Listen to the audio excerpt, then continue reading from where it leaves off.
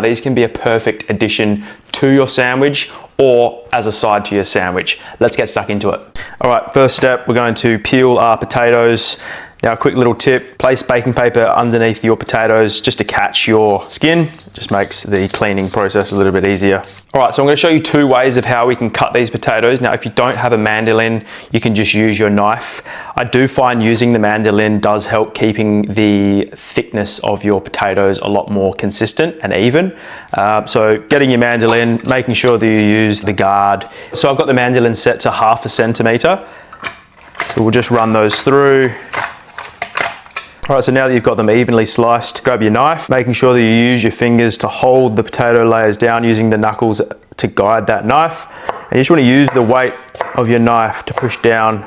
And you can see how they're quite even, and it really does help having that mandolin, and you can keep them pretty evenly shaped. All right, so I've got a bowl of clean filtered water here, and what you're going to do is just place those fries into the water, just giving that a mix.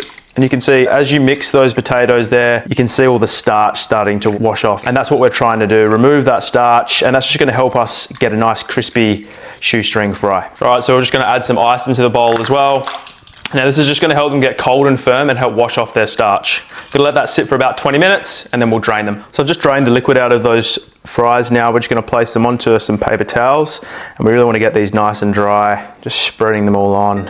Some paper towels, and just lightly pressing down. All right, next step, we've got a preheated oil pan here. You can use it as saucepan as well. I've got some vegetable oil sitting in here. It's been heating up. We want to hit 190 degrees Celsius. All right, key tip here, we want to make sure that we're cooking in them in batches. We don't want to be overcrowding that pan just so we can get the maximum fry out of these chips. So in order to get them into the oil, you can place them on top of your hold ladle, and then we're going to slowly drop them in and spread them around. So these will take about 3.5 to 4 minutes at that temperature. So you can see they're starting to go lightly brown.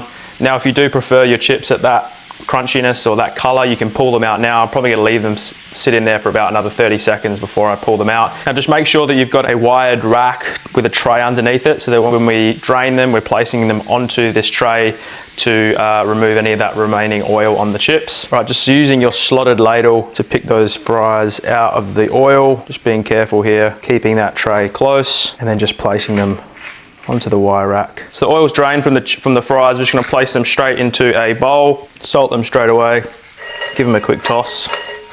All right, grab yourself a bowl, and there we have it. Perfect for in a sandwich or even on the side of your sandwich. There you go.